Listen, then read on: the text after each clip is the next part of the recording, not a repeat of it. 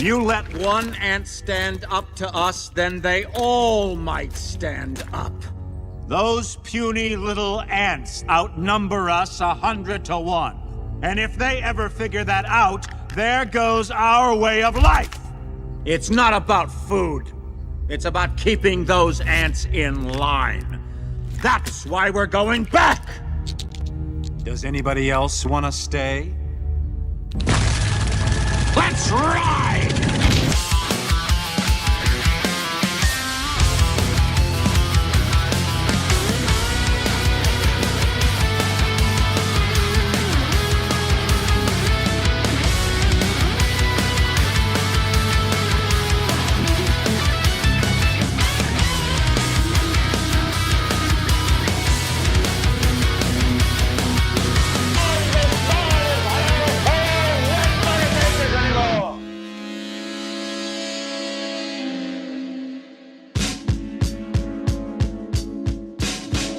It's a Monday. It's Independence Day week. It's the final hours of June 2026, and we are just chilling out here on the 29th. We've got the 30th still, and then Wednesday, hump day, we are really over the hump because July is it. That's it. July 5th, summer's over, as you all know. Although the weather might not be agreeing with me on that one, it's, I had every taste of Maine that you could have gotten when we were up there over the weekend. We had a nice, cool, misty, foggy, chilly kind of a day, evening. Then we had absolute perfection. Then we had a little bit warmer than perfection. It was really beautiful, wonderful mix. And now this week we have a heat wave that, at least in my neck of the woods, is going to be north of 105 degrees for most of the week, leading us right into Independence Day on Saturday. And I can't even imagine what all of our friends in Texas and Arizona are going through right now, which is usually hovering around 120 degrees, no matter what, in February. But yeah, one thing I can tell you is that as long as we have power, the air conditioning will be on, and it will be on proudly. Very proudly, because I am, every day I thank God that my ancestors came over here from Europe and left the old country behind for the United States, which I love. We may not get around to it as much as we should every night because we talk about all the things that are wrong, but do I love this country? And that's probably where a lot of my anger comes from. It's in knowing and loving the country that I get angry about how we're living and how it has been absolutely mercilessly attacked from within and without. And and that's just what it is. And during a heat wave like this, especially one that's going on in Europe, I can't thank my ancestors enough for getting the hell out of Europe when they still had a chance, because it is getting nuts over there. I'll talk about that in just a second. I have a couple of things to say. We have a couple of special super chat raffles this week. I may be going live even on Friday night, the 3rd. I don't know if it's going to be a playhouse or not. If it is a playhouse, I'm still going to leave it live the entire thing on Quite Frankly. So Friday night, because it's Independence Eve. It's either I'm just going to be home. I think I would rather finish this week off like that, instead of just being home and sitting on the back porch and having like a cigar or something like that and just end up streaming from my phone. So I don't know. I think either way, I have two things I'm giving away over here. First is a main pack. You remember these from last year? They're shot glasses, but they look so nice. They look like espresso cups to me. So I'm getting you 2 main espresso cups. That's what I say. And a piece of copper and 2 pieces of silver. We've got 2 quarters. One of them is from 1942. 1942. So you're getting two silver quarters, a round of copper, and then also this postcard from Galen's in Bar Harbor. That's where we had our Friday night dinner. I think so. It's very nice. They have fantastic blueberry lemonade. Everything up there is blueberry. Even the barbecue sauce has blueberry in it. So there's that. Now, we're also going to be giving away, this is going to be the first prize we give away. The second one will be the main one. We've got another $2 bill. It's a red stamp. It's issued, the series 1953. We've got 2 more pieces of silver, and we got 1 more piece of copper, and we have an official, this because you know that all of the Quite Frankly postcard clubs are going to be pictures that we take. It's all Quite Frankly now. You're going to be getting one of these. That is Dominic's ice cream truck from the Spring Fling. But on top of that, you say, what the hell is this thing sitting on top of it? We've got 2 wonderful people in the audience, okay? Chris and April. And they have this website called Cactus Amp Works. There you go. CACTUSAMPWRKS.com. CactusAmpWorks.com. And Chris used to be a guitar tech, professional guitar tech on the road and all that stuff. And he created this little amp out of all the things they have over there. It's called a keg blaster amp. It's powered by a 9-volt battery. It's got I think it's got a distortion and a clean setting. You got your input, your output.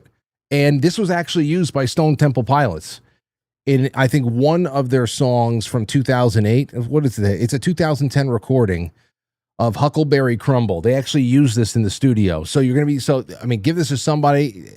Father's Day is past, but still, I figure it's Independence Day. It's kick-ass. And it's a real amp. It's a guitar amp. Little tiny keg. So that's what's going on this week. You send in super chats through YouTube, Rumble, Quite Frankly, superchat.com, or the gold pills. And come on now. Oh, by the way, somebody left this at the studio. Somebody left these prescription glasses, as you can see, at the studio for the VIP night. Whose glasses are these? Please get in touch with me. They are purple.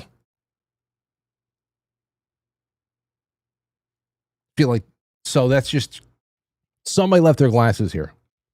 Just letting you know. All right, that's all I have to say on that one.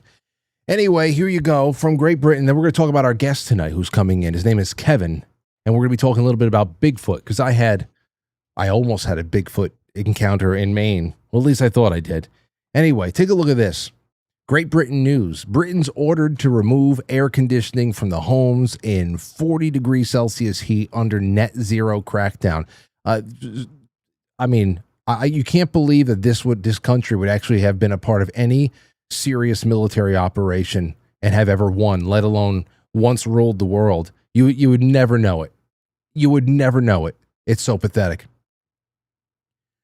Britain's ordered to remove air conditioning from their homes, despite the country baking up in 40 degrees Celsius heat under a fresh net zero crackdown. Planning officials at councils have told residents to take down their cooling units over concerns about carbon dioxide emissions. They say AC, despite the heat, should serve only as a last resort, even though what we were talking about on Thursday, that tens of thousands, if not sometimes well over 100,000 people a year die because of heat stroke and heat-related conditions. And they like to go on and on and on about our preferred method of suicide over here in the United States, because they're part of the same clique that wants everybody on Earth that is not elite and does not walk around with a very heavily garmed, detail of security and everything else. They want them to just be completely left open and susceptible and vulnerable to the hordes and the criminal elements that they promote and protect in society. It's just incredible. The crackdown comes from building regulations which demand active cooling is used only after passive cooling methods like opening windows or running fans have been exhausted. Yeah, people are being exhausted into an early grave. So just remember this country used to control the world. Some would say that they still do in very covert ways, but it's not high times anymore, that's for sure. Here's a little bit more for you. Polymarket. Paris's deputy mayor says the U.S. bears a significant amount of responsibility for the deadly heat wave gripping France. Trash discourse over there in top comments says it's actually my fault. I wish this were true. I wish it were true, to be honest, that it was our fault that we're baking everybody, because then at least they have something to complain about. But it's just nuts. Deegan CPA put this image out there. They really think that this is what's happening, that the United States is just, we're running our air conditioners, sucking up all of the cool air or something like that, and just giving the heat, giving the output to Europe. It's so ridiculous. France blames the U.S. for deadly heat wave. I wonder what Bigfoot does on days like this. Paris official hit back at mockery over the lack of air conditioning, saying America shares responsibility for record-breaking temperature. Yeah, and you share responsibility for every major waterway in France looking like the Ganges River at this point. Shit, human remains, looks disgusting. What the hell they've done over there. At least give people some relief. Allow them to plug in an air conditioner. A Paris official said she holds the U.S. partially responsible. And a fraction of what the hell comes from the United States as far as pollution. You want to talk about pollution and its true impact on how the world is and all that stuff, and temperature and climate and how ridiculous the basic narrative is. But when you think about, again, Asia, especially India and China, the polluting that they do, that is just completely overlooked for making sure that developed countries that are really not that bad. You combine Europe and the United States, comes nothing close to what's going on in Asia as far as pollution goes, but there's no way to stop them from doing anything. Because the real thing is that the people who are in control of the North America and Europe and are twisting arms here in the Western Hemisphere, in Western civilization, they don't really care about what's going on in Asia. All they care about is destroying the West. And that's why to the tune of hundreds of billions of dollars, they wanted to commit economic suicide for symbolism. All throughout the Obama administration, when they were really trying to make this green energy stuff really take root and go with it. There were several admissions in congressional hearings that just pretty much said this is symbolic. That, yeah, we could be culling the American economy to the tune of $200 to $300 billion a year, but the real value here is that we're sending a message to the world that they should be doing this too. That the big polluters in China should be doing that. We're gonna slice our throats so that hopefully somebody out there says, let's slice our throats too, huh? Fucking stupid. But it's not stupid. The people who gobble it up, your neighbors who are just like, we're doing our part, but they would never go into the park and pick up their shit. Those are the people who are really stupid. Those who are casting a line, casting a net from the highest, bully pulpits in the world right now, in France and everywhere else. They know exactly what they're doing. They know where this leads, and they just want to continue to kill it all. Just to kill it all. That's like what I said. But hey, you know what? I hope you're all nice and comfortable wherever you are. I have the air conditioner on. It's been on for a couple of hours now. This place is decently warm. I mean, cool. It's decently warm outside the room. That's for sure. Anybody who was here on VIP night could attest to that. I've got iced, Quite Frankly coffee with the Keto Brainz in it, so I'm just coming to life. And it's so damn cold because I put the coffee ice cubes in there as well. This will be cold all night. All night, ladies and gentlemen. But that's all I have. But, I was wondering and pondering the great outdoors because I was standing atop of Cadillac Mountain just a few days ago, just looking out at the great wilderness below me and thinking about Bigfoot. Here's some of my thoughts. Look at this. To think Bigfoot's out there somewhere. Just saying. I'm just saying. She retired at age 16. He's in there somewhere. Just jacking off. That's it. You think about the conditions that Bigfoot will be jacking off in over the next couple of days. So hot. But at least he has his privacy. He doesn't have any French converts. Nobody's really French anymore. Knocking on his door. And, but I was thinking about that because he's so crazy. There's more bird activity over here in New York around where I live in Westchester County. You hear more birds, you see more animals than you do in wildernesses. I'm telling you, I feel like we live among squirrels and raccoons and cardinals and blue jays and the occasional raven, the crows, the mockingbirds, the European starlings, the finches, the sparrows, multiple sparrows, all of them.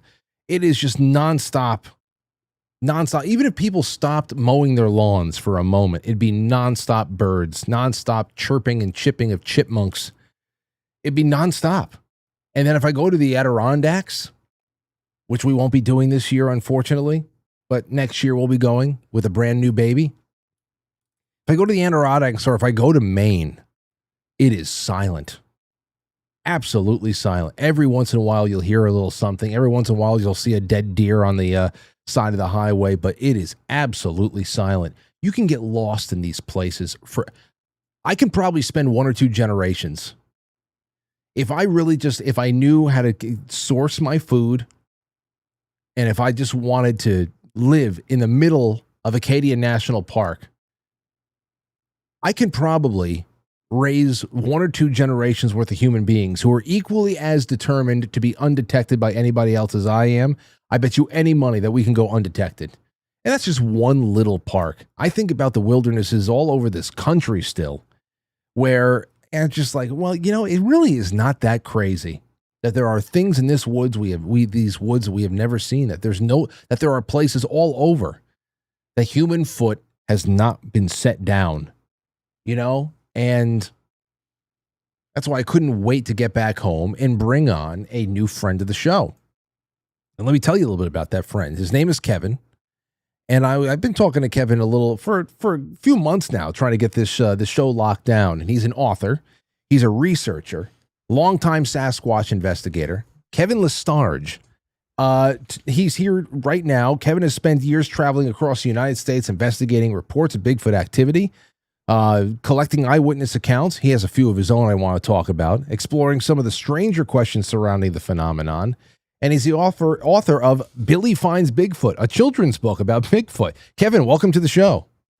Thanks for having me, Frank. It's great to have you on. It's very, very important that children know all about Bigfoot. I've already started seeding that with my daughter. I have her looking for moose. I have her looking for Bigfoot whenever we go up the line in New England. Yeah, that's awesome. She might be interested in my latest children's book called Cedar Soup Day, which is kind of right here behind me. But more of a claymation project that I was working on. But otherwise, I do have a third one, if you will, which is called Is It Real or Not? That's mostly for middle school readers. But I think it's so important to get kids thinking out of the box, because this is a topic that is definitely out of the box, but yet accessible for children, as it has been since the 80s with Harry and the Hendersons, right? Oh, I actually just last summer is the first time I sat her down. She was 4 turning 5. I said, hey, you want to watch a cool movie about Bigfoot? It's Harry the Henderson. So that brought me back, because I used to watch that when I was about her age. And when John Lithgow runs him over in those opening scenes, I still remember just like, whoa, that's a Bigfoot. That's real. That's not a costume. No, yeah, I mean, it was amazingly well done. The acting as well. Kevin Peter Hall, he also played Predator, for those who are also familiar with that movie and that actor. But he's just, the way they portrayed the character, the Sasquatch in that movie. But then there's also, Frank, like Easter eggs within that movie, meaning there's certain stories that have been told, passed on, right, in the Bigfoot community, where you have a hunter, let's say, who sees a Sasquatch and has them in their sights. And just like John Lithgow's character, he can't pull the trigger. There's something human about the eyes, about the face, about the interaction, the way Harry was looking at John Lithgow's character. So if you rewatch it again, there's definitely a lot. And like LaFleur, I want to say, is like Renee DeHinden. He's a little bit more crotchety. Renee DeHinden was one of like the 4 horsemen of the Sasquatch, researchers back in like the early 70s, right? There's a lot of Easter eggs, as I'll call it. I love listening to those older documentaries about these things. I've watched so many. I have a couple of friends who have really started some very nice archives on the internet, on Rumble, just about the random things like this. Not only just like coast to coast episodes and whatever, but just documentaries, and that kind of mystical connection that makes people a person, a hunter, draw down their weapon and not want to use it. I can definitely see that. It draws a lot of overlap with the kind of connections that people feel like they have when they are being observed or observe something weird in the sky, some kind of unidentified object or something, that there seems to be a psychic connection.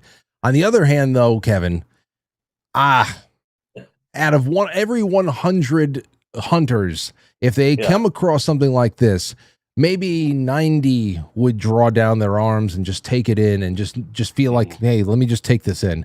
At least 10 of them are taking a shot, though.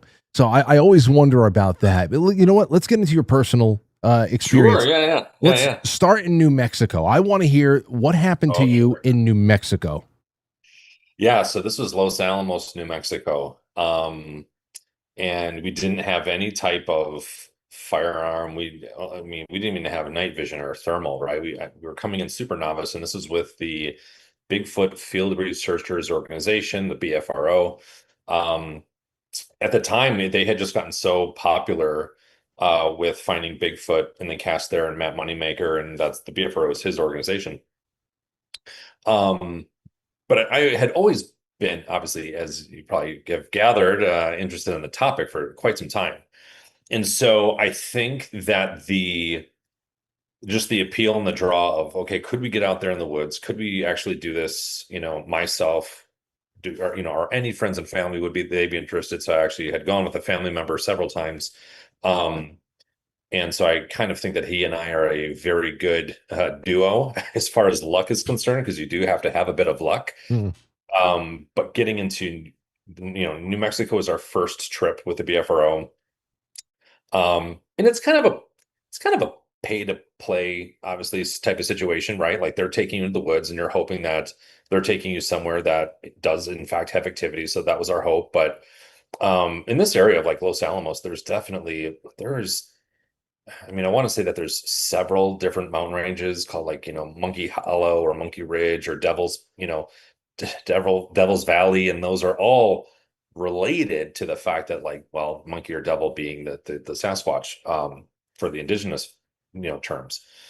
But getting into the first night was a little interesting. This is where we were kind of having our group get together. Here's what's happening the next 3 days, 3 nights types of things, and just kind of talking about the area and getting lay of the land, right? Yep.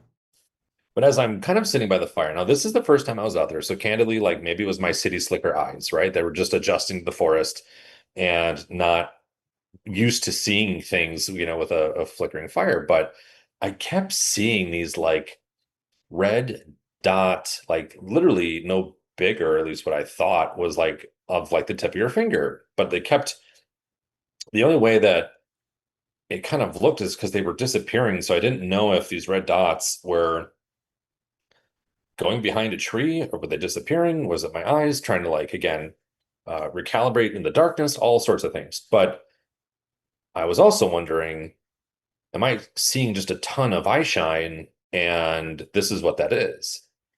I never really mentioned it to the group then, because again, I was uncertain, or really not very confident. Were you able to gauge? Can you estimate a height at that point? If we see raccoons in the woods, obviously they're going to be lower to the ground. What are you looking at height wise? Funny enough, yeah, great question. No one's ever asked me that question before. I would say 6 to 10 feet. So it just kept kind of happening, and sometime there was 3 or 4. There was as many as I would say 6 or 8, just different red dot, red disappeared, red. And I'm just what is going on? But it happened so fast that I was okay, well, now we're moving on. Now we're breaking out into groups.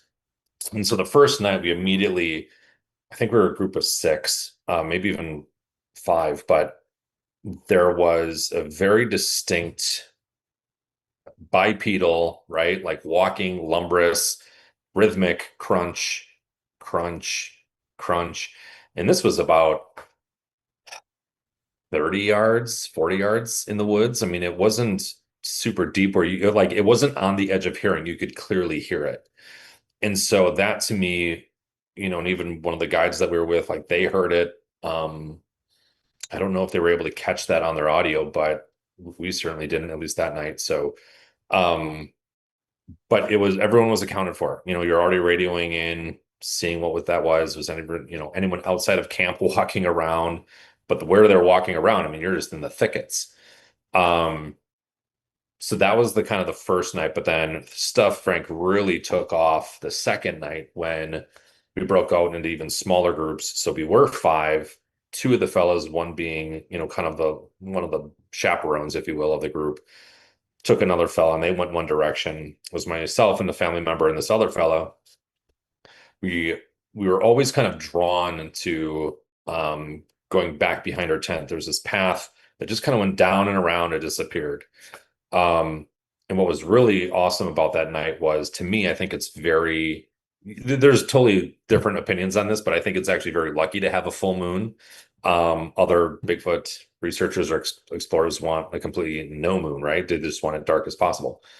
I really appreciate the full moon because I can at least see what's happening and coming and have some type of a story afterwards, as opposed to I saw some shadow, right? So I was happy that there was a full moon and there was no wind, no noise, no crickets, no flies, mosquitoes, so quiet, in fact, that you could actually kind of hear, the pulse in your ears beat a little bit. We did this trick where we decided, okay, we're going to walk every like 15, 30 steps or so and stop in the shadows because, of course, the moon was producing these amazing shadows off these pines and we were just stopping in them. So like we could kind of see what was happening. Well, we came to this point where there was an incline, or we call it a hill, right? But like kind of went up and like out into the forest. And as we stopped, we just hear this simple pebble dislodge itself from wherever it was and go trick, trick, trick, trick, trick down the hill. And we slowly kind of looked, acknowledged it. We all said, yeah, there was something. We heard something roll down the hill. But then, of course, we look up, nothing. You can see a good 50 feet into the woods and there was nothing there, but yet this pebble just kind of, again, dislodged itself. So made note of it, kept walking, but then we only maybe took another, say, 10 to 15 steps. And then we heard this deepest guttural growl that totally reverberated our, the clothing off of our chest. You could feel the vibration. It was like you're, of course, at a concert, and it's just bass. You feel that friction lift. And we all just kind of acknowledged it. We took a step back, and mind you that by the time the pebble happened and we were walking, I ask myself this all the time, and I don't have the answer, of course, but like, was that a second Sasquatch if the first one was a pebble? Is it the same Sasquatch and this flanked us so quickly without even being heard that it now got basically in front of us and growled to say, get away? I don't know, right? All I can say is that it wasn't a bear. It wasn't a cat of any kind. It wasn't a deer, a coyote, a wolf. Like, nothing gutturally growls at that besides. Have you ever heard the Sierra sounds or anything like that? Oh, sure. Yeah. Let me see if I can pull one up. Hold on a second. Sure. Okay, this one is what, from when? This is the 70s? Yep. Okay, now out of all of the recordings that have been made public over the years, have you listened to all of them and said, hey, this is the type I absolutely heard? So this was a little bit different. What you're going to hear in the Sierra sounds is almost like what they call samurai chatter. Yeah. It's very like, and it's kind of this talk. But this was just, and just really pronounced and deep. It wasn't like, hey, let's have a conversation. It's like, you're on my lawn, get off. Okay, let's hear this. Hold on. Night view.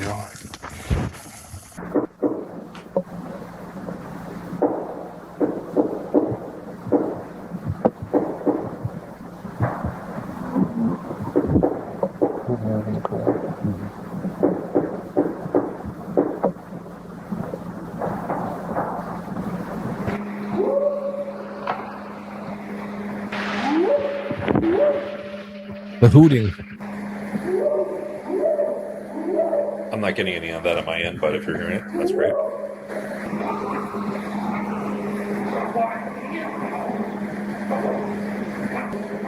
We usually you should be able to hear that, but if you didn't, it was that kind of hooting. So that you weren't hear that. You said it was more guttural growling and just and nothing that would be bear, nothing that would be. You weren't in moose territory, obviously. You were down south. No, yeah, and bears kind of give a grunt, you know, it's like more of a nosed produced voice or like tone or sound, I should say.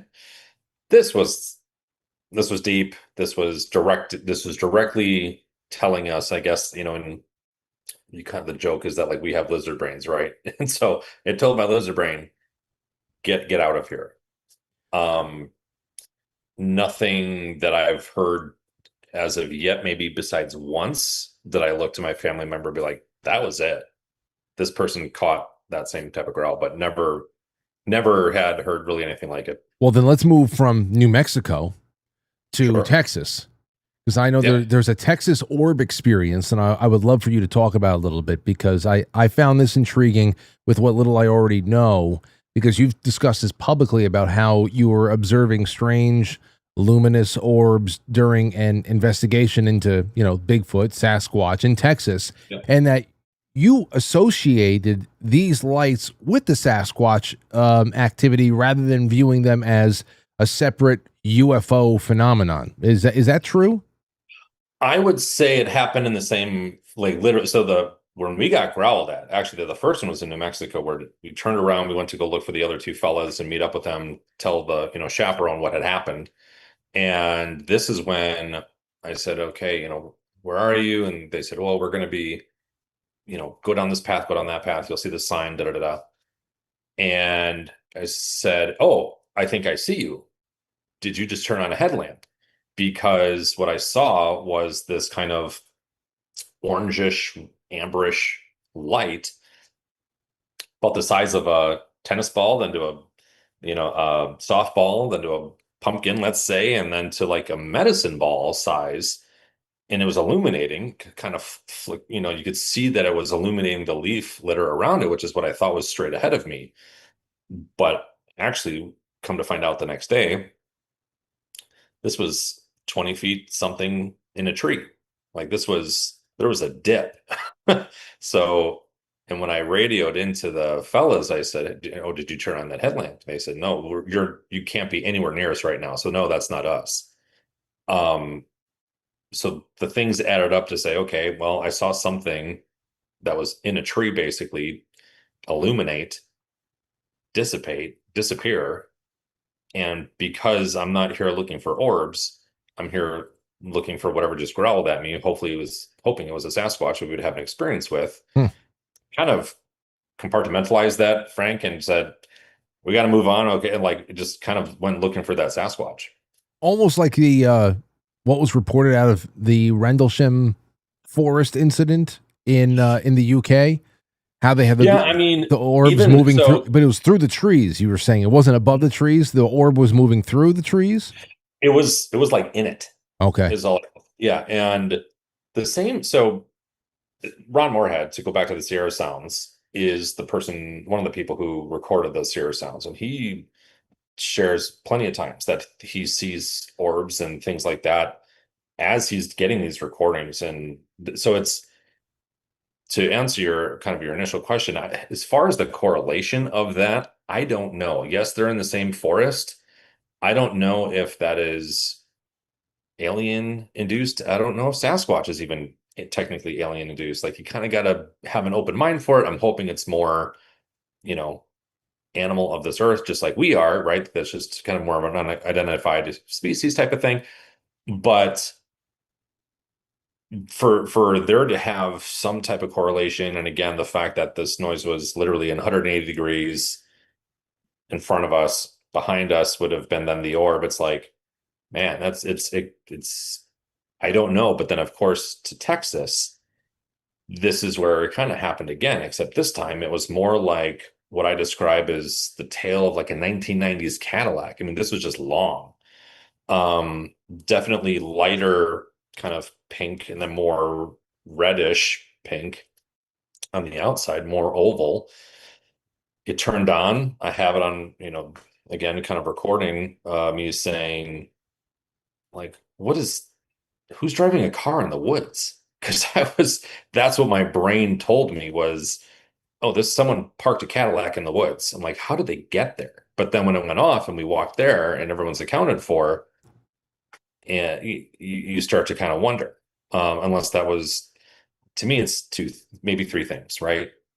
It's either someone else who's not a part of our party who's not accounted for, it's something extraterrestrial, or it has to do with, a Bigfoot. Sure, let's say that.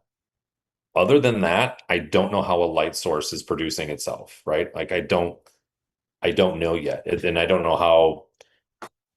I have yet to kind of catch up with anyone who has gone orb hunting to explain the differences to me. Well, the jury's the jury would still be out for me as well.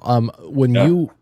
you were talking before about New Mexico, you were talking about a very quiet kind of an environment that was created around the experience you had, and then of course you also mentioned, you paid reference to Predator earlier on, because we're talking about Harry and the Hendersons, but with stories from Skinwalker Ranch, for example, or Missing 411, they have a lot of interesting overlap in the way that there are links between, or at least questions about, whether or not Sasquatch or any other kind of non-human physical entity is out there living in the woods. Portals, UFOs, whatever defines it all and how they all work together.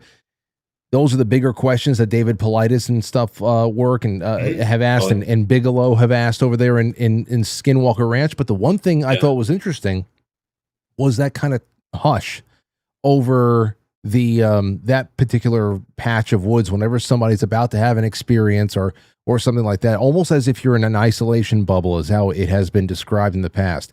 Did that hush that you felt in New Mexico ever happen again with Texas? And then I know that there was another one that we're going to get to soon. Did that hush ever happen again? It did. And you're the first person who ever actually seemed to have coined the term for me. So thank you. It was definitely quiet in New Mexico.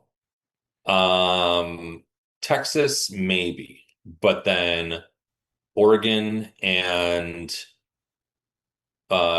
Gifford Pinchot area, definitely. Oregon, what I have here in my notes is, because I heard you talk a little bit about Texas, but I picked this one up over here. I want to hear about it. You believe that you came across a juvenile Sasquatch in Oregon. That was a young one. How do you know? How could you have gained that this was a cub? Yeah, a Littlefoot. I would say because, well, initially, as we're walking through this forest line, we got this weird R2D2 screech, like whippoorwill type of noise, and caught us all by surprise. Well, the leader at that time was thinking, oh, well, that's just a barred owl. And my initial reaction was, oh, we're in the nursery, which I didn't know was going to lead up to something potentially later on, or I'm open to thinking that maybe I, planted a seed in my own brain with what that meant. I'm open to that. But initially I was like, oh gosh, we're in the nursery. Like that was a siren. Like that was an alert sound. And then when we were told, oh, that's probably just a barred owl, I was like, yeah, maybe. But also there's a theory that, Sasquatch are very good with vocalizations and can imitate. They've imitated coyotes. They can whistle. Why wouldn't they be able to do a type of barred owl sound or any type of like an alert sound, right? But we moved on. We kept walking. But that sent me immediately sent me into a very sensitive feeling of like, oh, where this is, we're in it right now. Like this is real quick. Walked down a few, an hour or so, kind of came back. But in that same area, this is when one of the fellows took like a, tree knock, whatever, and knocked against a tree. Nothing. But then it was deadly quiet, Frank. And then this is where a single solitary tree just started swaying back and forth. Only one tree swaying back and forth. And I actually have the recording of that on my Instagram account, the Bigfoot Archive, where I actually show in wave format what this sounds like. But it was as if there was a baby blowing raspberries or bubbles with their lips. So kind of this, but it goes up like type of thing. Okay. Our lips cut up. But you clearly heard this. And I said on the audio, I said, it's blowing bubbles. And a very baby-like thing to do. Very baby-like thing to do. And I had a family member behind me who's had a therm and saw some type of a blob heat signature in a tree. But yet it was kind of morphing. So you're kind of pointing when you're looking through a thermal, like it looks like a predator thing, right? So like everything's kind of a blobby and moving and morphing. And especially trees, they're always hot.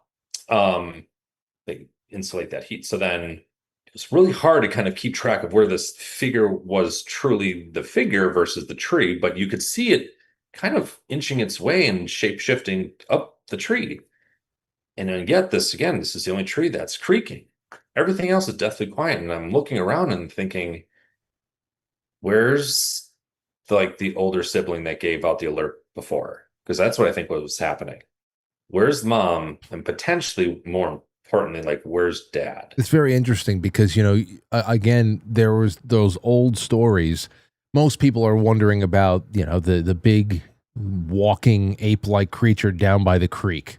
But there's so many stories out there that really take on this more of a predator-like cellophane blob in the trees thing, where it's just there's so many other energetic elements to the experience than it is if you were to encounter some other kind of creature in the woods, whether it be a bear or a coyote or a wolf or something like that, that there is some other there are other elements there that cannot be, that you would actually have to attribute to high technology of some type. And then, of course, when you start talking about family, you're also insinuating some sort of a family structure, which is very interesting. And I think about that because you start thinking about Bigfoot reproduction. It's like where are they? Where are they making these little feet? And where are they hanging out? If it's I don't know. In the deepest, most remote forest areas is where they're probably reproducing. But here's the thing: they obviously are, because the only true gold standard of footage that we have, in my belief, is the Patterson-Gimlin footage of 1967, right? So that to me is the P&G film is by far it. And that was a female because, again, it's very obvious to kind of see, but like with the breasts and things like that. So like, okay, female, let's just say. So if that's still around and people are still having these, here you go. So if people are still having these experiences, and Frank, they've had them for thousands of years, right? Like this goes on across every continent, basically, besides like Antarctica, a few islands that people have identified or seen some type of a Sasquatch character. So with this case, they're certainly reproducing. And the fact that there is this family unit, it does take a female and a male to reproduce in the wild. And this is where, if there is a sibling, it just made all the more sense to me that there was some alert of baby get in the tree, mom come closer. But I mean, I love this footage. I could stare at this all day because it's It's the this, gold skin. Kevin. This is one of those pieces of film where it is either somebody will just laugh at you if you think it's real, and then others. The first time that I heard this analyzed from an absolutely serious point of view, I've mentioned him on the show many times over the years. But Lloyd Pye, he was the first person I ever heard analyze this from an absolutely factual zoological standpoint, that this is real, this is a female, and this is as real as it gets. Others will just laugh you out the door. It's there really is no in between with this footage. There isn't, and lately there's a lot of skepticism because of certain, I'm going to use major quotes on this documentary that's come out. But the other one, Frank, is I would say check out Bill Munn's. He's on many different podcasts. He's also written a book, When Roger Met Patty. He's coming out with another one. He has done, costumes and makeup for a long time. I think he's infamous for Night of the Living Dead or Return of the Dead, and then Swamp Thing. So like he's very knowledgeable. He's very knowledgeable also about film. And so he's also kind of come in and said he's had access to basically what he considers first generation film access and have studied it. So I can go down the rabbit hole on that, but the fact that there is a type of family unit that these creatures are born, reproduced, if everyone can at least bite off on that notion, right, that they're not just created. I mean, so these things have to be small at one point, just like you or I. Yes. Well, then, as we're coming up on, I just got, and I was saying before here too, I just got back from Maine, and I was in the Acadia National Park region, and just looking out at how vast and dense the area it is. If it had a steady supply of food and was, if I was good and I had a couple good with isolation or anything else like that, if this was my wish in life, there's no doubt I could hide out there for at least 60 years, and nobody would know I was going out. Would be even happening out there. Yeah, and to get back to your 411 comment, it's also, you could disappear and potentially never be found, right? I mean, sorry if there's a bit of glare here. I can roll down the window. It's like a portal just opened up. I know, right? Yeah, it just came to get you. Well, let me ask you a little bit more big picture as we're getting toward the top of the hour here. Sure. So you ask, obviously you have your books. You also ask a lot of questions about, you bring it to interdimensional areas, questions about whether or not this is just a flesh and blood. It can be handled, all the analysis can be handled from a zoological standpoint, or if we get into something a little bit more mystical and higher level. But what do you think, now as we are getting into a forced age of disclosure, where do you think disclosure, if we ever get it for this, is going to be? Because it's another one of those things where I don't think that governments have any if it's true, I don't think that governments especially have any real hand in giving the world permission to be able to come face to face with the reality that these things are out there. That whether that's what I don't know if anything has been learned, or if any contact you think will be made in the future. I don't know. Where do you think this is all heads within the next 50 years? Is it still a mystery 50 years from now? I think you bring up again, fantastic point. I actually think it's interesting that we went to the disclosing of the aliens before we went to disclosing of any Bigfoot encounters. There's certainly reports of the military or special ops, and I kind of always share the story, but pulling Sasquatch out of the aftermath when Mount St. Helens blew up. There are reports of that. There's reports of military exercises happening where they're doing night combat practice, whatever you call it, and then they see large figures moving through the brush, and that's neither one of the teams supposedly on the playing field. There's also places where I think this is where Tom Powell has written that he was kind of told by he had experiences of Sasquatch, and then minutes later, black op helicopters showed up and I think told him to get out of the area type of a thing. And I think that it also possibly happened to Henry Franzoni, who had passed away, but that also I think has happened to him. So there's instances of people having these Sasquatch experiences and then the black ops show up to say leave. There was a government pamphlet, and Bigfoot nerds are probably going to get on me about this, but there is a government pamphlet of Washington that was actually produced that had the definition in an image of a Sasquatch and actually gave a description. And that would only happen one time, and it was released, for government purposes, but then erased and never, you can't find that again. So I think that there is intel on the subject as far as some type of government or military awareness of these things, but why the aliens first and not this? That's a fantastic question. Yeah. And I wonder, because you handle it from the standpoint that I think is most intriguing, that perhaps there is more than one nature, a physical one, and then being able to just blip out of here. Is there a thicket where there is a Bigfoot sleeping at 1 o'clock in the morning? Or do they just kind of, I don't know, disappear into the corn like Field of Dreams? I don't know. That's my thing. I can't wait until we can have a little bit more of a in-depth on this, but there needs to be, are you going to be going on any more expeditions? Yeah, so I just came back from doing some camping with a purpose in Canada, but then also going out to the Upper Peninsula in Michigan towards September.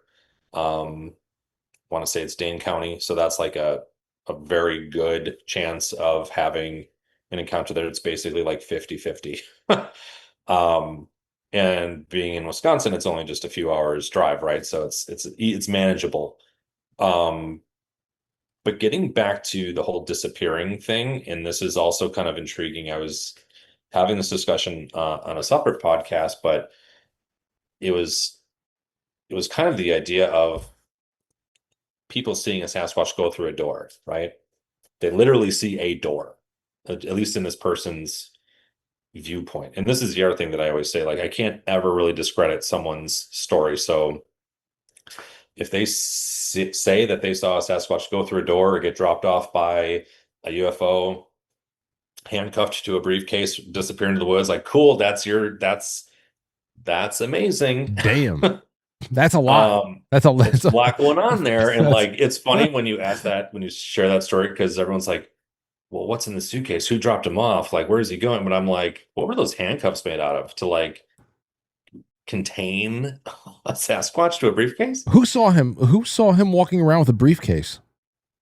This was in a report long ago, where that was what this older gentleman saw. I mean, he was in the woods a lot, so if you take it at face value, it's a lot to deal with. But then you also have to think about the person sharing the story and like, were they always sharing these types of stories? Were they on something? Was this, like, what did they see? But the idea of a Sasquatch, let's just say, disappearing into trees and or a door, is that really happening? Or again, is that something that our mind is saying is happening? I don't know why, or I can't describe why a Sasquatch would just disappear. But if a tree looks like a door, then maybe my brain is going to signal to me, oh, that's a door, and I can clearly see the door frame and the handle, right? Right. Is it there or not? That's it kind of, I guess, remains to be seen. But I think that is what's happening in these circumstances where there's a lot of interpretation happening and potentially also a lot of anxiety, potentially a lot of rushed emotions when something is happening like that, because you're not expecting it, and you're going to cope with that as a safety mechanism to not completely melt down. Well, anything that's even on the juvenile end of things is at least 6 feet and going up to 10 feet. What I've heard, I've had people call into the show before and talk about encounters with things that were in 8 to 8 to 10 feet in stature, and it doesn't matter what the hell it is. If that tall, just in itself triggers some pretty primal fight or flight mechanisms, and you get, I don't want to sit around long enough and steady my hands enough to get a nice clear picture, to be honest. I want to get the hell out of there. So there's that. Hey, before we really start putting a bow on this one, because you're talking about Michigan, Wisconsin. We've already talked a little bit about the Pacific Coast. We've talked about New Mexico. That's where we started, New Mexico, Texas. When we discuss things from different regions of the country and different areas and people who are doing their own expeditions and studies there, are we ever talking about different breeds of Sasquatch, or is it all the same thing? Great question again. I think until we actually have DNA sources, whether it's regionally or globally, I think to me, I always base it off of really kind of aggressiveness. They seem to be more aggressive in the South. They seem to be and smaller in stature, potentially smellier. Whereas then in the North, they're bigger, a little bit more docile, and of course, they still potentially have a smell, but it's not nothing. Those are the skunk apes, right? A skunk ape, exactly, right? So I think the important question is there opportunity for a creature of this size to live? Sure, because A, there's bear everywhere, and B, as long as you have a food source, a water source, shelter, you're kind of good. I mean, that's where I would say that there's a great chance of, again, if you go on the BFRO.net, there's a bunch of, I think literally every state besides Hawaii has a Bigfoot story or a report. I'm finding so many right now, Kevin. I found it made me go out there to see, hey, you know what? What's the difference between a skunk ape, Sasquatch, Bigfoot, Yeti? Is this all just terms and just, colloquial ways of just saying the same thing? And no, I'm getting very distinct profiles of everything. So Sasquatch and Bigfoot, Pacific Northwest and North American forests, a giant hairy ape-like figure. It doesn't say anything about height there, but the Yeti is more so Himalayas, Nepal, Tibet. While Bigfoot is tall, dark, Yeti's often described more large and like a white bear. Skunk ape, of course, swamps and forests of the southeastern United States, mainly Florida. Smaller, more aggressive, hairy. And then we have the Yowie, the Australian outback and coastal bushlands. They have a Yowie. The orang pendek is in Sumatra. This is only standing 3 to 5 foot tall with a powerful chest. Yeah. And the Almas, Caucasus, and where the hell is that? 5 to 6.5 feet tall. That's Russia. Yeah. Russia, Asia area. Mapinguari. The Mapinguari, the Amazon rainforest, Brazil, Bolivia. Massive reddish furred bipedal giant with long curved claws and a notoriously terrifying facial features. Damn. It said it's let's go ahead. No, there's a lot. There's Wendigo, there's Salvaje of like the Mexico area, there's Uluk of like the Mexico, South America. Ukamari of South America. Like there, it just kind of goes on and on. There's like Grendels, so to speak, or Woodswoes of England. I mean, there's so many of these experiences and names for these creatures. But here's the thing: they're all human-like, except the fact that they have hair, and because they have hair all over their body, makes them primate of some kind. And this is where, like, yeah, we have hair, but no, they actually have hair everywhere, right? So that is the fact that these creatures are everywhere, and even in every culture. And again, I go back to kind of like some of the indigenous cultures. And there's a great book, Giants, Cannibals, and Monsters, Bigfoot in Native Culture by Kathy Moskowitz Strain. She actually talks about this and talks about the indigenous folklore and goes into many different stories of just the North American culture versus actual people's experiences. Another one is Ivan T. Sanderson's Abominable Snowman, where that actually gets into more regionalized traits and accounts of people having these experiences from Africa to Australia and so on and so forth. We have to do more of this, Kevin. It's been really great to have you on. We should do more of this, especially in between. Stay in touch whenever you go out for another expedition somewhere, whatever's going on. And if you have other, people who have had experiences that you know of that you would like to, bring them on with you, you just let me know. Yeah. I think that'd be fun to check in from time to time, because this has always been an area of great interest to me. But before we leave, let everybody know where they can find your books. I have your link tree in the description of the episode, so they can click through and find everything there. But what's out right now? What are you working on? Tell everybody what you're doing next. Well, after the last 2 books that I released just this year, again, Is It Real or Not, for middle schoolers, or Cedar Soup Day, it's more for like 2 or 5-year-olds, more of a picture book. Just did Canada and then going up to the UP. But other than that, it's really just kind of reading as much as I can, staying on top of what's happening with the PG film, because again, it is near and dear to my heart.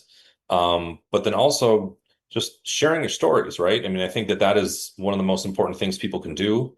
There are people like yourself, Frank, that are willing to listen, and as well as your audience, they're willing to listen.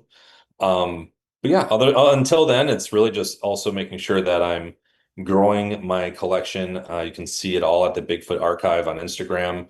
So curating all of the Bigfoot and Wildman material and things like that are in the pop culture area, but also globally as much as I can.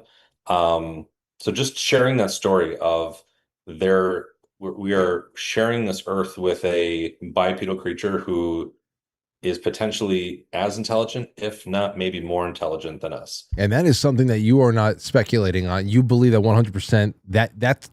That's it. We're sharing the earth with Bigfoot.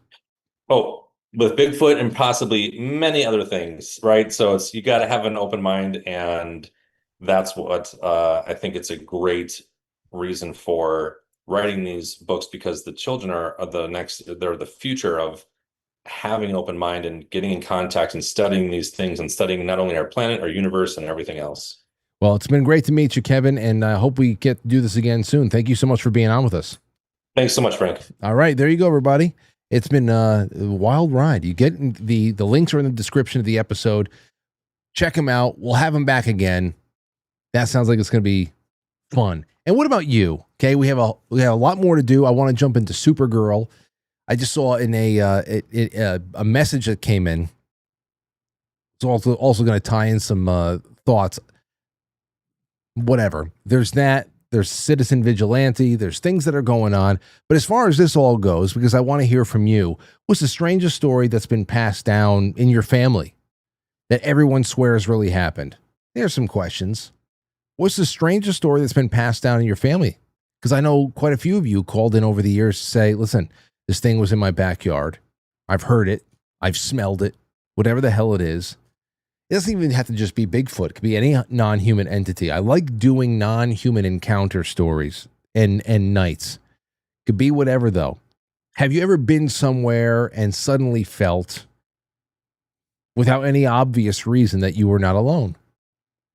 Or worse, have you ever felt like you were actually completely alone? That's another night altogether. But still, what's the creepiest place you've been to, and what you see? Especially when it comes to hospitals, forests, battlefields. I always remember, it's the isolation of the woods that always make these stories really interesting. But I wonder, is it really just the woods that is that a chosen habitat, or are those those energetic doorways opening and closing? Are those also present in urban areas? So I don't know. I think that you guys probably have so much to offer to this show. Call in, make a stage name up. You don't even have to say anything. I guess another big thing here too is, what is one experience you have had that almost you would never tell people because you think that they would think that you're crazy, afraid that they would think you're crazy? I'd be so honored if you told me that story in front of this audience. Again, you don't have to say your real name, but that could be one of those things in the year of disclosure. We also have a poll that's up on the posts, community posts on the YouTube. What's the one thing that you think modern people are secretly starving for? And this is going to have to do a lot with the next section. Heroes, home, community, meaning, spirituality, mystery, and adventure. You still have time to vote on that one. Let's take a call. 912, you're on the air. Go ahead. Hey, Frank. Hey, I've told this story before on your show, but I didn't get a reaction I thought I was. So I don't think I told it properly. Okay, who's this? This is Deebs. Okay.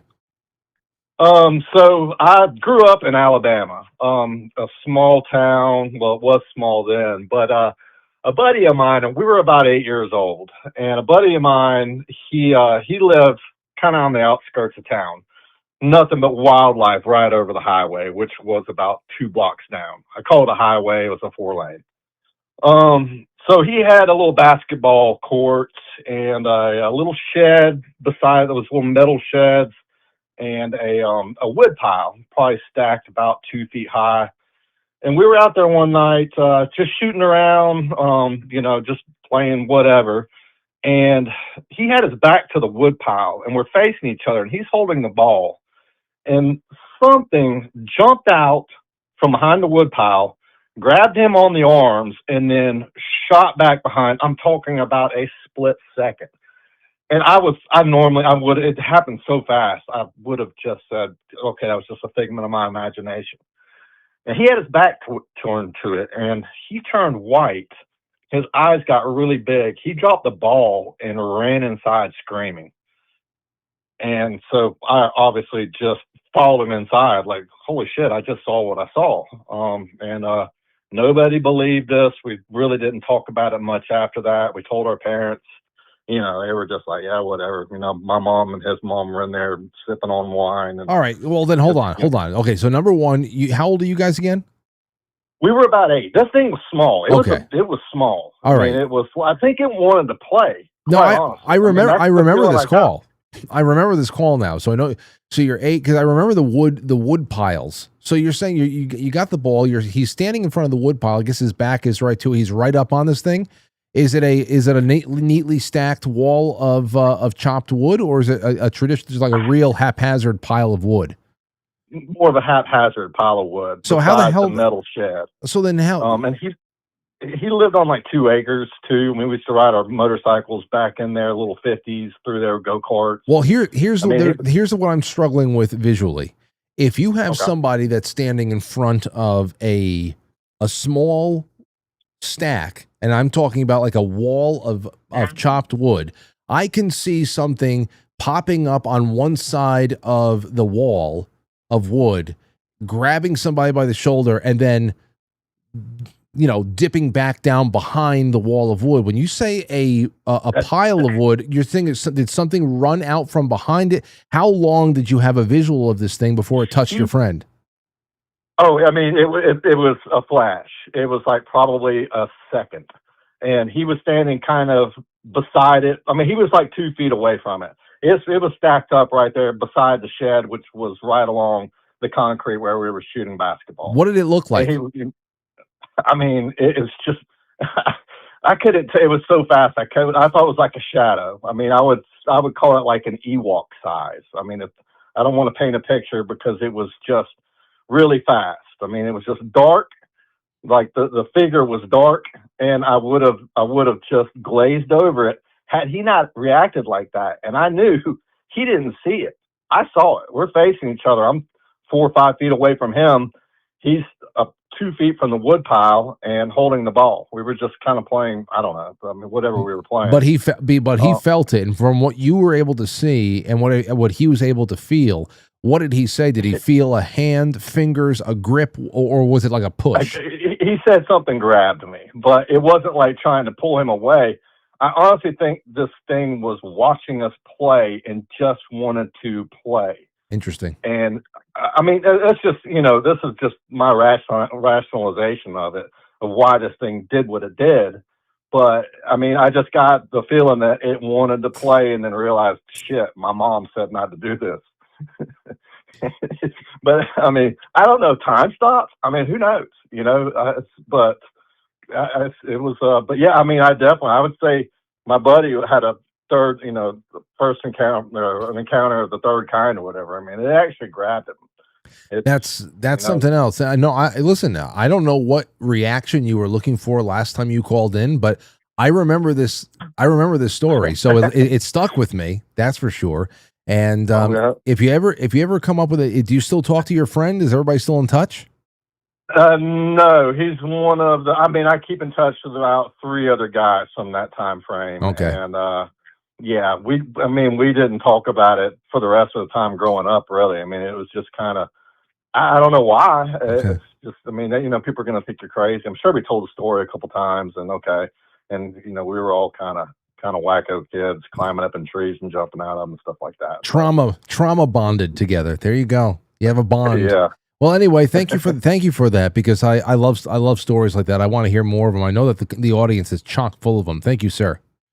All right, you betcha, man. All right, take care. Let's go another 306. You're on the air. What do you got?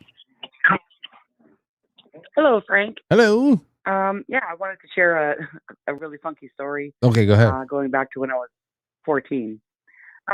So I had a best friend die when I was 14, and I was talking with her mom. She lived next door to me, and her mom was like, "Yeah, Jackie came to me in a dream and said that she was okay," and da da da da. So I grew up very Roman Catholic, and so I prayed one night. And I said, "Oh, dear Lord, I want to hear from Jackie too. I'm praying out of jealousy, and I'm saying, why I want to hear from her too." And so I did this prayer, and then I go to sleep. I'm trying to go to sleep anyway, and I hear this voice, and it just goes, and it was the creepiest thing I've ever heard in my life, and I was terrified. My eyes literally bursted open. And I was like, "Oh no. I don't know what that was, but that was not her." So I just wanted to share that. Be very careful what you pray for, because sometimes you just might get it. And it's not from where you think it came from. Yeah, I know. That's some monkey's paw shit right there, man. Right? Yeah, absolutely. I got a little creeped out right now too. Thank God that the sun's still out for another hour. It's just, yeah, but yeah, no, point taken, and thank you for the call. You're very welcome. Yeah, well, that's what it comes down to. There is a lot of what we talked about tonight. It's not just, there's some people that approach a lot of this stuff from a zoological standpoint. Like, is there just a species of dog or something that's out in the woods that just has a really incredible sense of stealth and concealment, or is there just some other side of this thing's existence that is a little bit more, spiritual, that is a little bit, and then of course people say, "Oh, once we get into that, it can only be one thing, demon." So it gets a little bit spooky there, but again, just like our last caller was talking about, there being some kind of, praying for the wrong thing or asking for something for the wrong reasons or anything like that, and having something spooky happen to you that doesn't feel very divinely inspired. There is also a lot of strange overlap between people who are out there going on Bigfoot expeditions and what's going on in the sky. Not necessarily categorizing thing as space alien or alien at all, but that there is something unknown that just doesn't feel like purely high technology, that has all different types of overlap and, for an understanding that just escapes us. So yeah, let's keep it going. 920, you're on the air. Hey Frank, it's your old pal Aaron Moriarty. Hey, what's going on, Aaron? Go ahead. I saw a UFO. I don't know if I told you this or not, but in 1996 over Chippewa Falls, Wisconsin, in daylight, I was driving just outside of Chippewa Falls, clear skies, and this silver disc, just like the one that Bob Lazar worked on, the sport model, was zipping at right angles and stopping in midair and changing direction and going different directions. And I got out of my car. I looked at this thing, and I'm thinking, okay, it's not an airplane. It's not a blimp. It's not like a Mylar balloon caught in wind vortexes, because it was stopping, and it was a sharp stop, and then it would go the other direction. And then I got this creepy feeling, this, I don't know what it was, this impression like, I'm not supposed to see this. You're not supposed to see, and that might be why it was zipping. But I thought, wait a minute, I got my camcorder. I grabbed my camcorder out of my car. It was an 84 Fiero. And it was a Sony Handycam, and I clicked the thumb on record button. It powered up, and then it powered down. Didn't get one single frame. I had to replace that battery because it didn't take a charge after that. And then the thing went like light speed, and it was gone, and I was totally freaking out. That's well. And up to that point, I did not believe in them. But when you see one, you have to kind of believe in them, you know. Well, see, that's there you go again, Aaron, because it's one thing to have.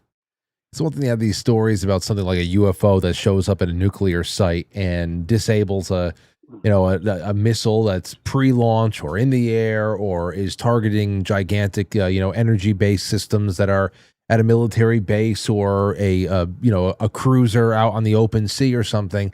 But for, a person to have a story of just being, having that very intimate connection between one person and something that's in the sky, it takes a little bit more away, and it gives a little bit more credence to those who say that this is a spiritual phenomenon, to just say that this is, one thing or another is just really just undisclosed technology from one government defense contractor or another. Because first of all, to see and be seen in that kind of a way, it just seems like that goes so far above and beyond what we would know as infrared, or what radar can do, or something like that. But then to have any sort, and thank you for the call, any capability of being able to disable somebody's handheld camcorder, I mean, what the hell does that mean?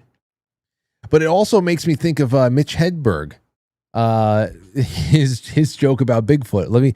I hope that this is it right here. I think Bigfoot is blurry. That's the problem. It's not the photographer's fault. Bigfoot is blurry, and that's extra scary to me. Because there's a large, out-of-focus monster roaming the countryside. Run, he's fuzzy, get out of here. Gotta go. There's a large, out-of-focus monster roaming the countryside. Fantastic. Don't do drugs, kids. Don't do drugs. Oh, the talent that has been wasted. Seriously. I have a little bit of Lloyd Pye. I think I found the spot where he's talking about the whatchamacallit, the film. The film of the female ape. We'll do that real quick. Just for a moment, I'd like to just let you know real quick that we have a lot of calls coming in. I love when calls are coming in on a night like tonight. But just to let you know, it is the 29th. We got today, we got tomorrow, and then on July 1st, we are reading off winners. Who's going to get the $500 plus prize package from Keto Brainz? That is all types of, you got the creatine, of course, extra bags of the Nootropic creamer, which everybody, it should just be in there. The Nootropic creamer, the nattokinase for your blood pressure, your just keeping those pipes clean, ladies and gentlemen. Whether you've taken a certain something between 2020 and 2021 or not, I'm taking 6,000 FU a night now, so I can say FU to blood clots. For God forbid. Anyway, Get in on it. Young, old. It is right here, iced up with my personal brand light roast coffee. The Keto Brainz is just essential. Okay, have a little bit in the morning.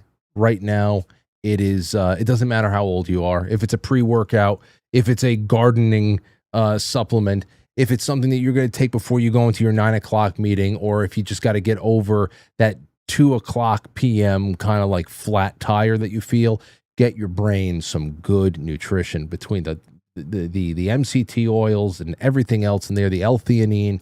Focus it up, sharpen up. KetoBrainz.com. The link is in the description. Use promo code June, 15% off. If you're a monthly subscriber, use your 20% off code. You can use that whenever you want, as much as you want. And you get in on the raffle. So there's this raffle. There's these two things that we're giving away. That's all you got to do to get in on these raffles is just send over a super chat and support the show. That's all. All right. Let's take another call. Caller, you're on the air. Go ahead. Hey Frank, it's Icebox again. How you doing? What's going on, Icebox? Good to hear from you. Not much. Hey, I got a creepy one for you. So when I was younger, I used to go up to South Chicago and visit some friends in college. And one night we got, antsy and decided to go visit this place called Mantino Insane Asylum. Oh. Which I don't think it was actually an insane asylum. I think it was a state hospital. But there are several people that passed away there from, I think, typhoid fever. But anywho, so we go out there. I think we go out there around midnight, and we park like a mile away. We're cutting through cornfields, bean fields to get to this place. And if you ever go to the website, there's one house that is like the poster child for the whole thing. It's got like stuff written on the walls and stuff. So we trek a mile, maybe two, to get to this place. And then so we finally get there. I think there was 5 of us. And so we decided 3 of us would go in, 2 would stand outside, keep guard. And so 3 guys go in, and just me and another guy sitting there waiting. And then I think they were in there maybe a minute. And man, we heard just some sort of guttural growl, angry something. To this day, I have never quite been able to nail down what it is. I heard on another podcast somebody could describe something similar, and they said maybe a hellhound or possibly dogman. I'm not sure. The next thing I know, those guys were flying out that window, and we ran all the way back 2 miles back to the car and got the hell out of there. These screams or howls, they came from the actual building, or they came from the surrounding properties? Where? At that time, it felt like it was coming from all around us. Like I couldn't pinpoint where it was coming from, but it's like I was in the middle of it, and it was just coming from everywhere. That's, what? I don't even have any dogman sounds. Maybe I can find some right now. You said it was guttural, almost like what Kevin was talking about, a little bit more of low range, just coming from the right from the bowels. Nothing that was hooting or anything. Yeah. No, not hooting. If this was Bigfoot, it was a messed up Bigfoot. Gotcha. Yeah, it was one of those. Yeah. It was one of those Pride Parade Bigfoots. Anyway, well, thank you for the call. I love this. Anything else you remember about it, please let me know. Yeah, will do. Take it easy, bud. All right, take care. Let me see here. If you hear these sounds, run. Dogman audio recordings is from 5 years ago from Cryptids Studies Institute. Let's see.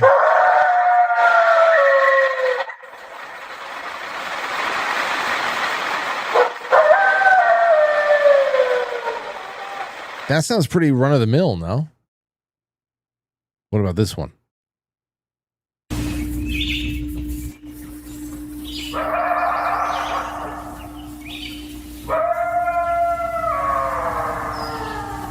I wish I could make that voice myself.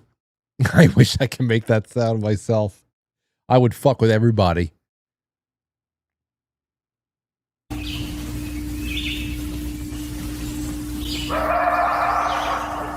This is what I envision what's going on in Tony Merkel's backyard at all times. Like most people down south have a neighborhood rooster or something like that wakes them up at 5 a.m. This is how Tony Merkel wakes up every morning.